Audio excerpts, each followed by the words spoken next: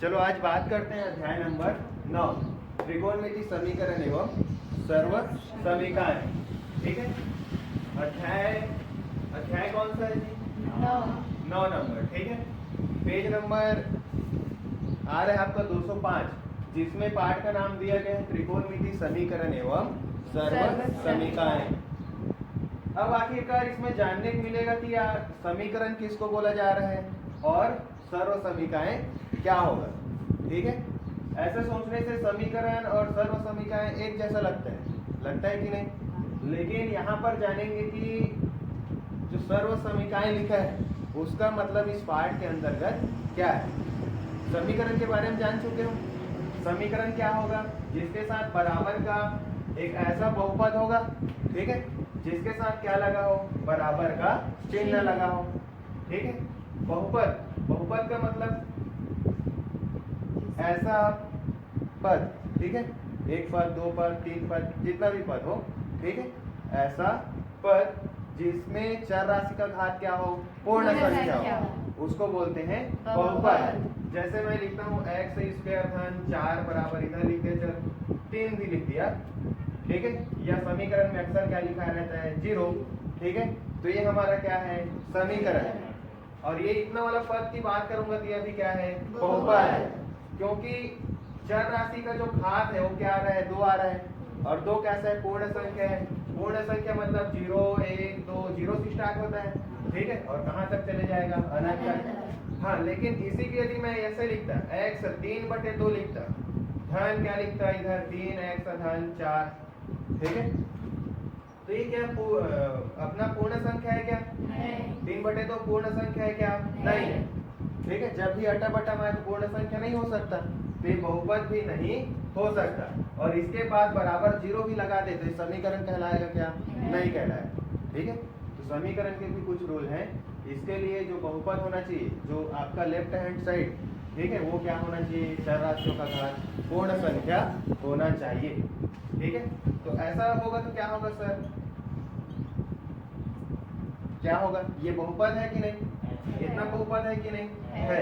हमको किससे मतलब है? चर राशि के घात से। घात क्या होना चाहिए? हमेशा पूर्ण संख्या, तभी वो समीकरण कहलाएगा। अब थोड़ा देर बाद जानेंगे कि आखिर सर्व समीकरण क्या है। ठीक है, अभी कुछ बेसिक जान लेते हैं कि त्रिकोणमिति के अंतर्गत सबसे पहले चार्ट को जानना जरूरी है। हम इस पाठ के अंतर्गत आपके 10वीं का जो पाठ है वो केवल कहाँ तक के लिए बनाया गया है सिलेबस में? थीटा का वैल्यू 0 से 90 अंश के लिए। ठीक है, 0 अंश से 90 अंश तक के लिए, तो उनके मानों को जानना जरूरी है। कितने त्रिकोणमिति अनुपात है? यदि मैं ऐसे लिखते चलूं, आप लोग भी लिखते चलना ना साथ साथ, त्रिकोणमिति अनुपात। ठीक है, तो कितने त्रिकोणमिति अनुपात है? 6। चलो बताते जाओ कौन कौन सा? Sine theta, cos theta, tan theta, cosec theta, sec theta और कॉट थीटा। ये इसके त्रिकोणमिति क्या हो गए? 6 अनुपात हो गए। ठीक है, और आप लोग बचपन से पढ़ते आ रहे हो, बचपन से मतलब 9वीं से। ठीक है, बचपन ही है मान के चलो, 1 साल पहले चले गए। ठीक है, तो क्या पढ़ के चलते हो जी? एक ट्रिक पढ़ के चलते हो क्या? लाल बटे कक्का करके। ठीक है, ये किसको डिनोट करते हैं जी? प्रत्येक अक्षर। ये साइन को, कॉस को, ये वाला अनुपात किसको? ये वाला इतने अनुपात किसको? साइन को। ये वाला कॉस को, और ये वाला टेन को। ठीक है, और अपोजिट संबंध बताया था। साइन का अपोजिट कौन है? कोसेक। कॉस का अपोजिट कौन है? सेक। और टेन का अपोजिट कौन है? कॉट। यदि इसी को लाइन से क्रम से बोलना चाहो तो कैसे बोलोगे? साइन, कॉस, टेन, कोसेक, सेक, कॉट। चलो बोलो। साइन, कॉस, टेन, कोसेक, सेक, कॉट। ठीक है, ये मतलब क्रम को आप लोग को, सीक्वेंस को याद रखना है। धीरे धीरे आप लोग को आदत हो जाएगा। ठीक है क्या? साइन, कॉस, टेन, कोसेक, सेक, कॉट। ठीक है, इसी तरह से इसको भी क्या मानोगे जी? साइन, कॉस, टेन, नीचे से आप पढ़ोगे तो अब उल्टा कर दोगे तो इसी को उल्टा क्या कहलाएगा? कोसेक। ऐसे लिख देता हूँ इसको, ठीक है, कोसेक सेक और कॉट। समझ में आ रहा है क्या? या इसको ऐसे लिख देता हूँ, समझ जाओगे कोसेक लिखा है करके, ठीक है, कोसेक सेक और ये क्या हो गया? कॉट हो गया। समझ में आ रहा है क्या? ठीक है। अब इसमें देखना चाहो तो ये किसका रूप दिखता है? इसी, इसका मतलब क्या है? लंब। त्रिकोणमिति इस पाठ किस पर निर्भर है जी? समकोण त्रिभुज पर। और समकोण त्रिभुज कैसे बनेगा? ये बना दिया समकोण त्रिभुज। यहाँ पर कितना अंश का कोण बन रहा है? तो 90 अंश के सामने वाला भुजा क्या कहलाता है? क्या कहलाएगा? कर्ण। और मान लो यहाँ पर एक कोण मान लिया, क्या मान लिया? थीटा। और थीटा कैसा कोण है? न्यून कोण है, ठीक है। त्रिभुज तभी बनाया जा सकता है जब दो कोण आपस में कैसा हो? न्यून कोण हो, तब त्रिभुज का निर्माण होता है, ठीक है। दो कोण न्यून कोण होना ही चाहिए त्रिभुज के निर्माण के लिए। तो यहाँ भी एक ऐसा कोण दिख रहा है, थीटा, न्यून कोण दिख रहा है। समझ पा रहे हो क्या? ठीक है, तो थीटा के सामने वाले कोण बनते हैं, उसके सामने वाले भुजा क्या कहलाता है? ये कहलाएगा लंब। और 90 अंश के सामने वाला क्या कहलाता है? कर्ण, ठीक है। और बच गया वो क्या कहलाता है? आधार। तो इस नियम का प्रतिपादन किसने किया था? पाइथागोरस ने, ठीक है। पाइथागोरस ने तो बोला क्या कि इसका जो एक भुजा रहेगा, कौन सी भुजा? कर्ण, उसका जो वर्ग रहेगा किसी त्रिभुज के सबसे बड़ी भुजा का वर्ग शेष दो भुजाओं के वर्गों के योगफल के बराबर होता है। शेष दो भुजा का वर्ग मतलब लंब का वर्ग धन आधार का वर्ग, ठीक है। यही बता के है ना पाइथागोरस कि कर्ण का जो किसी भी सबसे बड़ी भुजा का वर्ग शेष दो भुजाओं के वर्गों के योगफल के बराबर होता है। तो इसमें सबसे बड़ी भुजा हमेशा कौन रहेगा? कर्ण। और शेष दो भुजा लंब और कौन आ गया? आधार। तो इसी से किसको डिनोट कर रहे हैं? ट्रिक, लंब को, आधार को, लंब को, कर्ण को, कर्ण को, आधार को। इस तरह से यदि मैं लिखना चाहूँ साइन थीटा मतलब क्या हो रहा है? लंब बटे कर्ण, लंब बटे कर्ण, ठीक है। इसी तरह से कॉस किसको डिनोट कर रहे हैं जी? आधार बटे कर्ण, आधार बटे कर्ण। टेन किसको कर रहा है? लंब बटे आधार, लंब बटे आधार, आधार। और बाकी का अपोजिट संबंध है, बोला कि नहीं? साइन का अपोजिट कौन है? कोसेक। उल्टा कर दो, कर्ण बटे क्या कर दो? लंब। ये दिख रहा है, कर्ण बटे लंब, कर्ण बटे लंब। ये वाला क्या हो जाएगा? सेक का कर्ण बटे आधार, कर्ण बटे आधार। और टेन का हो जाएगा आपका आधार बटे लंब, आधार बटे लंब, ठीक है। याद रहेगा क्या? ठीक है। अब आते हैं किसमें, हमको पढ़ना है कहाँ तक? ये जो थीटा आ रहा है, ये जो थीटा आ रहा है आपके सिलेबस के अंतर्गत कहाँ तक की बात की है? थीटा बराबर 0 अंश से थीटा बराबर 90 अंश तक के लिए आपके सिलेबस के अंतर्गत हमको पढ़ना है। अब मैं इधर चार्ट बनाता हूँ, ठीक है। चार्ट किसके लिए बना रहा हूँ? त्रिकोणमिति अनुपातों के लिए। तो यहाँ पर लिख देता हूँ मैं त्रिकोणमिति अनुपात, ये हो गया, ठीक है। अब यहाँ पर किसके लिए बात कर रहा हूँ? थीटा के लिए। थीटा लिख देता हूँ। इधर वाला कैसे कर देता हूँ? इसको ऐसे कर देता हूँ, ठीक है। इधर वाला किसको बताएगा? ये वाला कॉलम त्रिकोणमिति अनुपात। ये किसको बताएगा? थीटा के वैल्यू को। ये आ गया 0 अंश के लिए, इसी तरह 30 अंश, 45 अंश, 60 अंश, और ये बच गया वो कितना है? 90 अंश।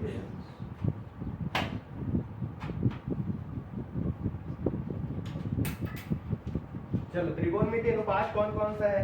Sign theta, cos theta, tan theta, sine theta, cos theta, tan theta, cosec theta, sec theta और कॉट थीटा, ठीक है।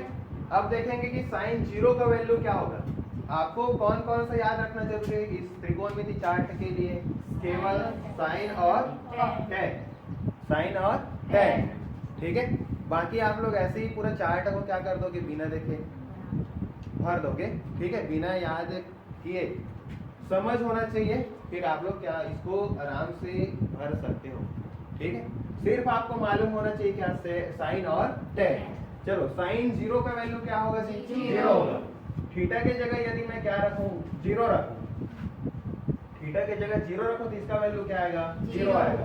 इसी तरह से यदि 30 रखता हूं तो इसका वैल्यू आता है 1/2, 1/2। ठीक है, ये एक चीज ऐसे याद रख लो, नीचे में हमेशा क्या आएगा? 2 आने वाला है तीनों में, और जो लास्ट में 90 अंश का आएगा वो क्या आएगा? 1 आएगा। ठीक है, तो ये क्या आएगा? साइन 45 अंश रखता हूँ, 45 अंश, तो इसका वैल्यू आता है 1/2, 1/2। और ये वाला हो जाएगा वर्गमूल 3/2। ठीक है, याद रहेगा क्या? चलो साइन जीरो का वैल्यू, साइन 30 अंश का वैल्यू, 1/2, साइन 45 अंश का वैल्यू, 1/2 और साइन 60 अंश का वैल्यू, वर्गमूल 3/2 और साइन 90 अंश का वैल्यू। तो याद हो गया क्या? इसी तरह से कॉस में क्या करना है जी? उल्टा जाना है। इधर एक लिखा है उसको कहाँ लिख दो? यहाँ लिख दो। वर्गमूल 3/2 यहाँ लिख दो। ठीक है, ये सेंटर में आ रहा है कि नहीं? कौन उल्टा भी जाऊंगा, इधर से भी जाऊंगा या इधर से भी जाऊंगा, स्थानीय का इंच वाला रहेगा कि नहीं? तो इसका क्या होगा? 1/2। इधर से आ रहा है ना, अब यहाँ पर क्या लिखूं? 1/2। इधर कौन आएगा? 0। ठीक है, मतलब ये समझो कि ये ऐसे जाता है, फिर इधर आता है मुड़ के, फिर इधर से ये वाला क्रम बदल जाता है, इधर से चलना स्टार्ट कर दिया।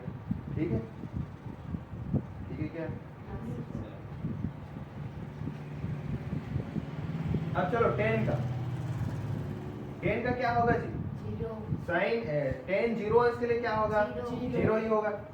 ठीक है, इसके लिए होता है 1/वर्गमूल 3, 1/वर्गमूल 3। ठीक है, समझ में आ रहा है क्या? दो सर का नाम था नहीं, एक ऊपर वाला कौन था जी? साहू सर मान लिए थे, और नीचे वाले को यादव सर ले लिए थे। ठीक है, तो ये हो गया, एक कौन हो गया? साहू सर, और पीछे में कौन बैठा है? यादव सर, तो इधर लिख दो वर्गमूल 3, और इसका वैल्यू क्या होगा जी? अनंत। ठीक है, तो इस तरह से साइन जीरो, टेन जीरो का वैल्यू क्या हुआ? 0। टेन 30 अंश का वैल्यू हुआ 1/वर्गमूल 3। ठीक है, ये दो सर है, और इन्हीं सर लोग बाद में आते गए। ऊपर बैठा कौन? साहू सर, तो टेन 45 अंश का मान क्या हो गया? 1। और यादव सर कौन है? टेन 60 है, तो इसका वैल्यू क्या है? वर्गमूल 3। और ये हो गया टेन 90 अंश का वैल्यू क्या हो गया? अनंत हो गया। ठीक है, समझ गए क्या? इसको भी याद कर लो। गाड़ी में बैठे हैं मान के चलो, और अनंत दूरी क्या कर रहे हैं हम लोग? तय कर रहे हैं, चले जा रहे हैं हम लोग। ठीक है, कौन सा गाना गा रहे हैं हम? कोई गाना बता दो अच्छा टाइप। ओ राही वाला क्या है गाना? अच्छा वाला म्यूजिक गा दो। जिंदगी एक सफर करेगी। ठीक है क्या? अब बाकी में अपोजिट सम मैंने करके बताया कि नहीं? कोसेक किसका अपोजिट है? साइन। तो जीरो को उल्टा क्या होगा? बराबर हुई। अभी क्या लिखा है? 0/1 लिखा है, ये लिखा है। अब 1/0 लिखो तो एक वैल्यू क्या होते हैं? अनंत। ठीक है, एला लिखो क्या हो गए? 2।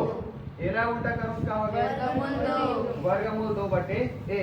एला लिखो तो क्या होगा उल्टा? और 1 के उल्टा 1/1 लिखा है, 1/1 के उल्टा 1/1 हो ही नहीं।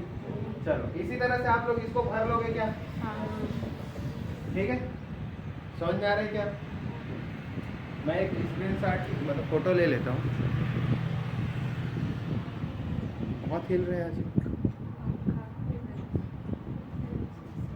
उसको और कम कर, एक स्टेप कम कर। हाँ बस।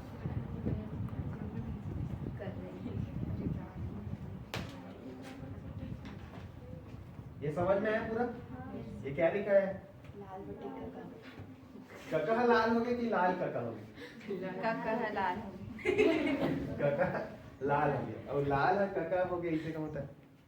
अरे काकरो लइका हो इसे, और कई बार कका हो गया कथा नहीं, मतलब तो चाचा लगी होते दादा बन गए सही है हमरो कई जगह का है नाती मत तो कई जगह अब इतने नहीं है मतलब तुम्हार मन की उम्र के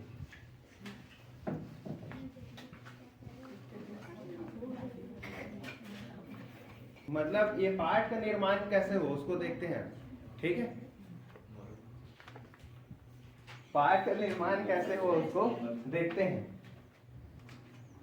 कोई भी त्रिभुज बनाने के लिए कितना न्यूनकोण होना चाहिए 2 न्यूनकोण होना चाहिए ठीक है आखिर समकोण कैसे बनाया गया ठीक है इस पाठ के अंतर्गत पूरा त्रिकोणमिति किस पर कौन से त्रिभुज पर टिका हुआ है समकोण त्रिभुज पर और ऊंचाई और दूरी भी किस पर टिका हुआ है पूरा समकोण त्रिभुज पर ठीक है तो मैं क्या करता हूँ एक त्रिभुज का निर्माण करता हूँ इस तरह से ये क्या हो गया त्रिभुज हो गया जिसका नाम है क्या नाम है ए बी सी एक त्रिभुज है ए बी सी और मान लेता हूँ उसका बी कोण कितना कोण पर झुका है मान लेता हूँ थीटा कोण पर झुका हुआ है और थीटा कुछ भी हो सकता है कहां से कहां तक हो सकता है कहां से कहां तक 0 अंश और 90 अंश के बीच कुछ भी ले सकता हूँ कि नहीं वही क्या है हमारा थीटा का वैल्यू है समझ पा रहे हो क्या ठीक है ये किसको प्रदर्शित कर रहे हैं जी न्यूनकोण को अब त्रिभुज तो आ गया अब समकोण त्रिभुज बनाना है तो समकोण त्रिभुज बनाने के लिए क्या किया मैंने बिंदु ए से एक लंब डाला किस पर लंब डाल रहा हूँ कौन से भुजा पर BC पर इस तरह से एक लंब डाल दिया इस तरह से उस इसका नाम मैं क्या दिया D ठीक है तो इसको मैं क्या लिख सकता हूँ जी AD लंब है किस पर BC पर AD लंब है भुजा किस पर BC पर समझ में आ रहा है क्या इस तरह से यहाँ पर कोण का निर्माण होता है 90 अंश तो इधर भी कितना उसका कोण का निर्माण होता है 90 अंश समझ में आ रहा है क्या इस तरह से इसको मैं क्या मान लेता हूँ इसको मान लिया चलो थीटा 1 मान लिया इसको क्या मान लिया मैं थीटा 2 और इसको मान लेता हूँ कौन सा कोण थीटा 3 मान के चलूंगा ना अभी समझ पा रहे हो क्या तो यहाँ पर आपको पूछेगा क्या पूछेगा कि एक इस थीटा कोण के लिए ये वाले थीटा कोण के लिए त्रिकोणमिति जो अनुपात है उनके लिए लंब और क्या बताओ लंब आधार और कर्ण में संबंध बताओ बोलेगा तो अभी मैं कौन से त्रिभुज की बात कर रहा हूँ अभी समकोण त्रिभुज बना लिया कितने समकोण त्रिभुज दिख रहे हैं आप लोग को 2 एक दिख रहा है ऐसा वाला और एक दिख रहा है इस टाइप का दिख रहा है कि नहीं यहाँ पर कौन सा कोण बन रहा है थीटा 2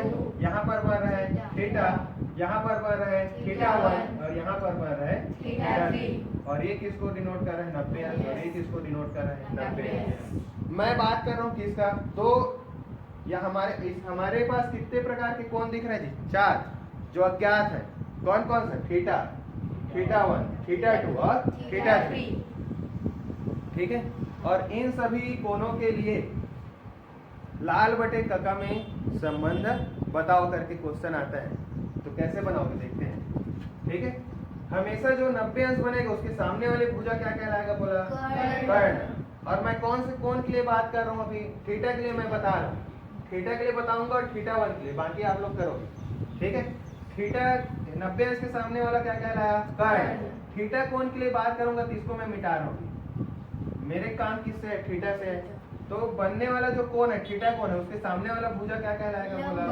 लंब और बच गया वो क्या कहलाएगा आधार ठीक है तो यहाँ से यदि मैं निकालना चाहूँ थीटा के लिए थीटा कोण के लिए थीटा कोण के लिए त्रिकोणमिति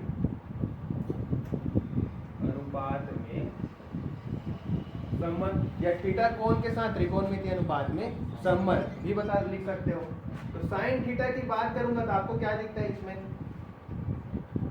इसको नाम दे देता हूँ ए बी और क्या नाम दे दिया ये क्या है डी है ना अरे डी है कि नहीं और ये वाला क्या है ए और ये क्या है डी और ये क्या है सी चलो लंब साइन थीटा के लिए क्या होता है लाल बटे कका के अनुसार लंब बटे कर्ण तो लंब कौन सी भुजा है आपका एडी और कर्ण कौन सी भुजा है एबी क्या है एबी इस तरह से यदि मैं क्या निकालना चाहूँ cos थीटा, तो cos थीटा में क्या आ रहा है आधार बटे कर्ण, तो आधार क्या दिखता है हमारा BD, और कर्ण क्या दिखता है AB। AB। इस तरह से आप शेष को निकाल सकते हो कि नहीं। Yes, sir। कोसेक का क्या हो जाएगा AB बटा AD, उल्टा कर दो। कोसेक का होता क्या है कर्ण बटे क्या होगा लंब, तो कर्ण क्या है हम आपका AB है कि नहीं, तो AB नीचे में उसको ऊपर ले जा रहे हैं, AD कहाँ ला रहे हैं नीचे। आधार आधार क्या है BD, समझ में आ रहा है क्या।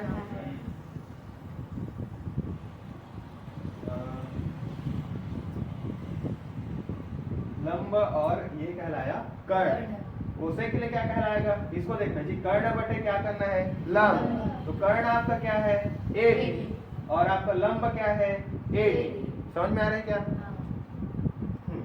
इसी तरह से आप निकाल सकते हो कि नहीं, साइन का निकाल लिए, कॉस का निकाल लिया और किसका tan कोसेक से कॉट निकाल लोगे। इसी तरह से मैं कौन से कोण की बात करूं, चलो आप लोग बताओ किसको ले लूं, थीटा 2 को लूं, थीटा लूं कि थीटा 3 लूं। थीटा 1 लूं, तो थीटा 1 ले रहा हूं, तो इसको मैं क्या कर रहा हूं अभी रब कर रहा हूं, तो साइन थीटा 1। अब बताओ इसके लिए कर्ण कौन सी भुजा होगा AC होगा कि नहीं, 90 अंश के सामने वाला क्या कहलाया कर्ण, तो लंब कौन सा होगा DC। मतलब समझ में आ गया है ना। थीटा कोण बन रहा है, जिस कोण को हम पढ़ रहे हैं उसके सम्मुख भुजा क्या कहलाएगा लंब। समझ में आया क्या। तो चलो साइन थीटा 1 के लिए क्या होता है, साइन के लिए लंब बटे कर्ण, तो लंब क्या दिखता है आप लोग को इसमें लंब क्या दिख रहा है BC। ये कंफ्यूज करने वाला है ना, इसको इधर लिखता हूँ और ये क्या कहला रहे हैं आधार, ठीक है। DC लंब हो गया और कर्ण क्या हो रहा है AC। समझ में आ रहा है क्या। चलो cot थीटा 1 बताओ, तो cot के लिए तो sin cos tan, कोसेक से cot, तो cot के लिए क्या होगा आधार बटे लंब, तो आधार कौन है आधार आपका आ रहा है AD और लंब BC। इस तरह से शेष जो 4 बच गए उसको आप लोग इस तरह से निकाल सकते हो, ठीक है। समझ आ रहा है क्या। इसका वैल्यू कहाँ पर है, ऊंचाई एवं दूरी वाले पार्ट में, ठीक है।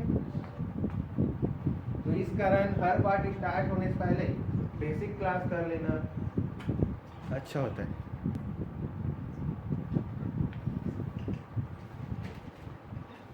चलो इसके लिए बताओ tan थीटा 1 के लिए बताओ थीटा 1 के लिए क्या होगा, इसी को उल्टा कर दो ना, है ना BC बटे AD। BC बटे AD। चल अब सोच के बताओ थीटा 3 के लिए क्या होगा, साइन थीटा 3। बताओ लंब बटे क्या होना है कर्ण, तो लंब कौन दिख रहा है AD दिख रहा है कि नहीं। थीटा के सामने वाला थीटा 3 के सामने वाला लंब और कर्ण कौन हो गया 90 अंश के सामने वाला कर्ण AC, ठीक है। चलो ये भी इस पर समझ बन चुका है, अब आगे बढ़ते हैं, ठीक है।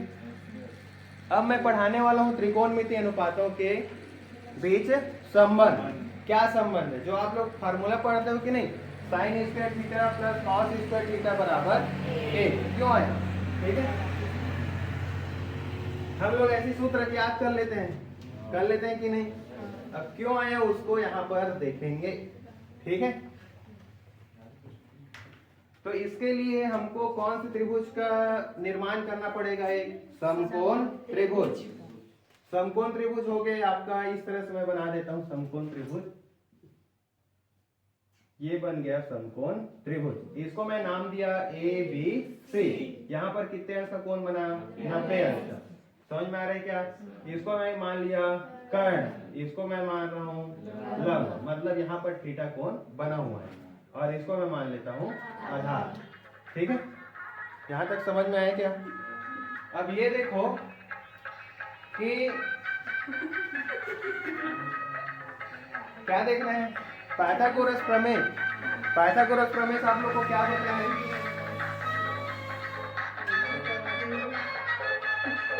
अभी ब्रेक आया है, 5 मिनट बाद मिलते हैं। टच में चलो हो गया। चलो पुनः क्लास में आओ। पाइथागोरस प्रमेय से आप लोग क्या जानते हो? पाइथागोरस प्रमेय से क्या बोल के गए वो? कर्ण का वर्ग बराबर लंब का वर्ग धन आधार का वर्ग। आधार का वर्ग। ठीक है, तो चलो बताओ कर्ण कौन है, देख के बताते जाओ। AC का वर्ग, लंब का वर्ग मतलब AB का वर्ग, आधार मतलब BC का वर्ग, BC का वर्ग। ठीक है, अब एक चीज को रिलेट कर दो जी, लाल बटे कका से। लाल बटे कका से किसको रिलेट कर दोगे? किधर किसको रिलेट करके चलोगे? चलो सभी मैं किससे भाग दे देता हूं, उससे रिलेट नहीं करते तो सभी को दे दो, किससे भाग देना है? AC का वर्ग से। ठीक है, ये समीकरण दिख रहा है कि नहीं? ये समीकरण है, ठीक है, क्योंकि चर राशि का घात क्या है? पूरा पूर्ण संख्या। पूर्ण संख्या है, ऐसे सोचोगे तो। अब इसमें हम जानेंगे कि आगे सर्व समीकरण किसको बोलेंगे। ठीक है, पहले सूत्र का निर्माण तो कर लेते हैं, क्योंकि सूत्र का निर्माण होगा तभी मैं सर्व समीकरण को बता पाऊंगा। ठीक है, सब यहाँ पर मैं दोनों पक्षों को किससे भाग दूंगा? AC स्क्वायर से भाग देने पर। तो चलो AC पूरे का स्क्वायर बटे क्या लिख दिया? AC पूरे का स्क्वायर। अब इधर भाग दियो तो उधर भी भाग देना पड़ेगा। AB पूरे का स्क्वायर धन BC पूरे का स्क्वायर, पूरे के बटा AC पूरे का स्क्वायर। ये कट गया क्या पूरा? तो कट गया, क्या बचा? A। तो इसको मैं अलग अलग लिख सकता हूँ क्या? AB का स्क्वायर बटे AC पूरे का स्क्वायर धन BC पूरे का स्क्वायर बटे AC पूरे का स्क्वायर। ठीक है, और इसी को वर्ग को एक साथ लिख दूंगा, क्या दिक्कत है? कुछ दिक्कत होगा? घनांक के नियम से जी। ठीक है, इसी का आप लोग ऐसा लिखा रहता है तो उसको अलग अलग बांट दो, जिसको बोलते हो वितरण नियम। ठीक है, तो इस वर्ग को मैं एक साथ लिख दिया इस तरह से। ठीक है क्या? चलो ये किसको डिनोट कर रहा है? AB बटे AC। AB कौन है? लंब है कि नहीं? तो इसको मैं अभी लंब लिख सकता हूँ क्या? AC कौन है? कर्ण है, और पूरे का क्या हो गया? वर्ग। चलो इसको बताओ, BC कौन है? आधार। और AC कौन है? कर्ण, और पूरे का वर्ग। और लाल बटे कका में जाओगे, लाल बटे कका, तो लंब बटे कर्ण किसको डिनोट कर रहे हैं? साइन थीटा को कर रहे कि नहीं? थीटा के लिए बात कर रहे हैं कि नहीं? तो इसको मैं साइन थीटा लिख सकता हूँ कि इस वैल्यू को, और ऊपर में क्या लगा दिया? वर्ग। आधार और कर्ण किसको डिनोट कर रहा है? कॉस। तो कॉस थीटा पूरे का वर्ग। इस तरह से आपका जब भी इस वर्ग को भेजना है तो थीटा के ऊपर ना लगा किसको देते हैं? साइन। तो साइन वर्ग थीटा प्लस कॉस वर्ग थीटा। इस तरह से आपका एक सूत्र का निर्माण हो जाता है। ठीक है, इसको मैं उसी पुस्तक में कैसे लिखा रहता है? साइन वर्ग थीटा प्लस कॉस वर्ग थीटा बराबर 1। ठीक है, और इसी सूत्र से आप दो सूत्र और पढ़ लेते हो। कौन कौन सा? एक साइन के लिए पढ़ लेते हैं, कॉस के लिए पक्षांतर करोगे क्या आएगा? इसी को साइन स्क्वायर थीटा बराबर 1 ऋण कॉस वर्ग थीटा। ठीक है, यदि मैं कॉस को रोकना चाहूं तो कॉस वर्ग थीटा बराबर क्या आएगा? 1। ये चले जाएगा तो 1 ऋण साइन वर्ग थीटा, तो 1 2 3। ठीक है, तो इस तरह से मैं बोल सकता हूं क्या? ये एक मेन सूत्र हो गया, उसका दो पूरक सूत्र हो गया। ठीक है, समझ पा रहे हो? इसी तरह से मैं अन्य और सूत्र का निर्माण कर सकता हूं। कौन कौन सा सूत्र का निर्माण कर सकता हूं? जैसे टेन वर्ग, जैसे मैं निर्माण कर सकता हूं, क्या निर्माण कर सकता हूं? सेक वर्ग थीटा ऋण टेन वर्ग थीटा बराबर 1। सेक वर्ग थीटा ऋण टेन वर्ग थीटा बराबर 1। इस सूत्र का भी निर्माण मैं कर सकता हूं। इसके लिए क्या करना पड़ेगा? इस सूत्र के निर्माण के लिए बताओ जी, क्या कर सकता हूं?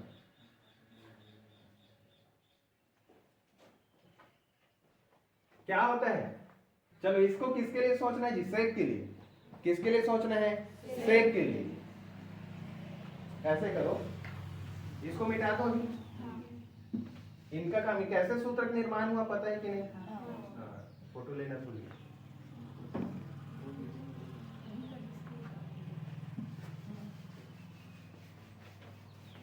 चलो अभी मैं किसका निर्माण करके बता रहा हूँ, फिर आप लोग एक सूत्र का निर्माण आप लोग करोगे, ठीक है, सोच के अपने दिमाग से। सूत्र क्या होता है, सेक स्क्वायर थीटा इन टेन स्क्वायर थीटा बराबर 1, ठीक है।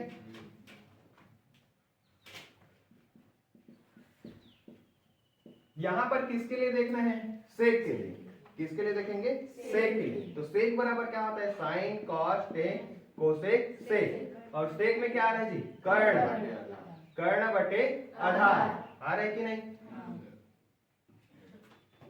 तो यहां पर मैं किसके, इसको सेक बनाने के लिए आधार का भाग देना पड़ेगा कि नहीं। तो आधार कौन दिखता है उसमें, बीसी। तो यहां पर लिख सकता हूं समीकरण के दोनों पक्षों में किसका हम भाग देंगे, बीसी स्क्वायर का भाग देने पर, ठीक है। तो AC स्क्वायर बटे BC स्क्वायर बराबर, इसको मैं क्या लिख सकता हूँ, AD पूरे का स्क्वायर बटे BC पूरे का स्क्वायर धन BC पूरे का स्क्वायर बटे BC पूरे का, ठीक है, समझ में आ रहा है। एक स्टेप मैं घटा दिया, पहले एक साथ लिखा था फिर बांटा था कि नहीं। अब एक स्टेप और घटा देता हूँ, इसी पूरे के साथ ऐसे लिख सकता हूँ कि नहीं, वर्ग लिख सकता हूँ ना जी। तो इसको भी मैं पूरे के साथ ऐसे वर्ग डाल दिया, इसको भी मैं पूरे के साथ लिख सकता हूँ क्या, इस तरह से। तो ये तो कट गया ना, BC और BC का वर्ग, तो क्या बचा, एक का वर्ग। तो एक का वर्ग क्या आएगा, एक ही आएगा। ये किसको डिनोट कर रहा है बताओ, AC बटे BC। AC कहाँ है जी, AC बटे BC, कर्ण बटे आधार। और कर्ण बटे आधार किसका वैल्यू है, सेक का। तो डायरेक्ट मैं इसको क्या लिख सकता हूँ, सेक थीटा पूरे का स्क्वायर। AB बटे BC किसको डिनोट कर रहा है, AB मतलब लंब बटे BC किसको कर रहा है, आधार। और लंब बटे आधार कहाँ पर दिख रहा है, tan दिख रहा है कि नहीं। तो इसको मैं tan थीटा पूरे का स्क्वायर, और एक कट गया, क्या बचा, एक का स्क्वायर। तो एक का स्क्वायर क्या होगा, एक होगा, ठीक है। इस तरह से मैं इसको लिख सकता हूँ, सेक स्क्वायर थीटा बराबर tan स्क्वायर थीटा धन 1। हो गया क्या। इसको इधर लाऊंगा क्या होगा, पक्षांतर करूंगा तो सेक स्क्वायर थीटा ऋण tan स्क्वायर थीटा बराबर क्या बच गया इधर 1। इस तरह से सेकंड नंबर का सूत्र ये आ गया, ठीक है, समझ पा रहे हो क्या। तो अभी किसके लिए पता चल गया है, सेक के लिए पता चल गया, और ये जो मेन फार्मूला आ गया, सेक स्क्वायर थीटा ऋण tan स्क्वायर थीटा बराबर 1। इस तरह से आप केवल और केवल tan स्क्वायर थीटा के लिए भी निकाल सकते हो कि नहीं। tan स्क्वायर थीटा के लिए एक ये हो गया, एक ये हो गया, और एक मैं निकाल रहा हूँ किसके लिए, tan स्क्वायर थीटा। तो अभी कौन है इधर, ऋण है कि नहीं, ऋण tan स्क्वायर थीटा, ये एक हो गया। ये उधर जाके क्या बनेगा, ऋण सेक स्क्वायर थीटा।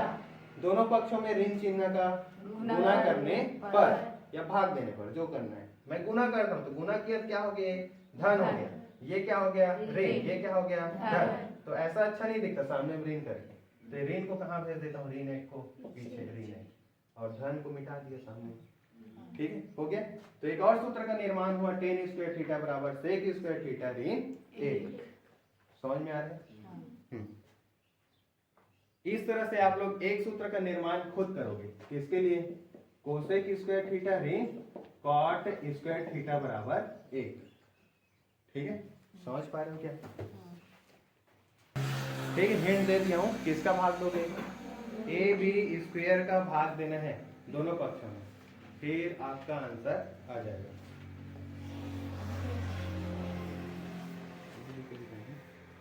तक आपको खुद डेवलप करना है, ठीक है। इसमें भाग किसका देना है, सिर्फ और सिर्फ AB पूरे का स्क्वायर का।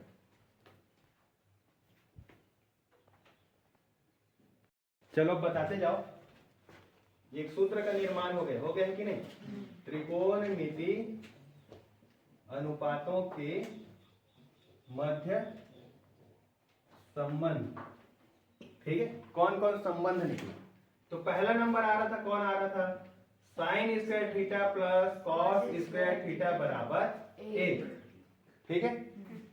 इसी से दूसरा सूत्र निकल गया था आपका साइन स्क्वायर थीटा, यहां लिखता हूं, साइन स्क्वायर थीटा बराबर क्या निकल गया, 1 ऋण कॉस स्क्वायर थीटा।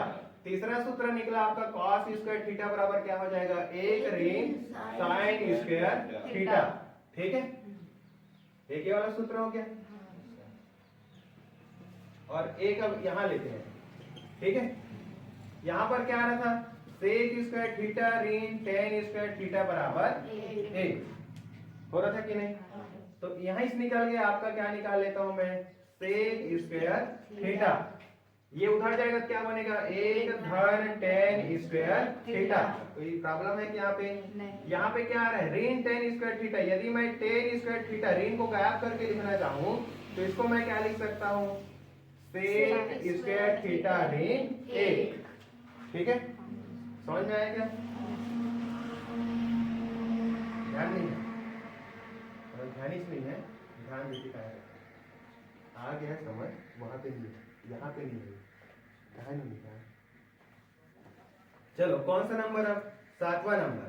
7वां नंबर क्या पढ़े अभी, कोसेक स्क्वायर थीटा ऋण कॉट स्क्वायर थीटा बराबर क्या होगा, 1 होगा। ठीक है, तो इस तरह से मैं किसको निकाल लिया, कोसेक स्क्वायर थीटा बराबर क्या हो गया, 1 प्लस कॉट स्क्वायर थीटा। इसी तरह से ऋण कॉट स्क्वायर थीटा बराबर क्या हो जाएगा, 1 ऋण कोसेक स्क्वायर थीटा। इसी बता रहा था, यहाँ पे डायरेक्ट कर दिया। अब ऋण चिन्ह गुना करूंगा तो क्या होगा, धन, ये क्या होगा ऋण, ये क्या होगा धन। ऋण को सामने में लिखना अच्छा नहीं लगता, इस कारण मैं इसको क्या लिख सकता हूँ, कोसेक स्क्वायर थीटा ऋण 1। धन को हटा दिया यहाँ से, समझ में आया क्या। तो इसी को मैं डायरेक्ट फॉर्म में यहाँ पर लिख देता हूँ, क्या लिख सकता हूँ, कोसेक स्क्वायर थीटा ऋण 1। कितना नंबर है ये, 8वां और ये 9वां। आपको ये हैश वाला यदि सूत्र याद है तो बाकी को आप निकाल सकते हो। ठीक है, हो जाएगा कि नहीं।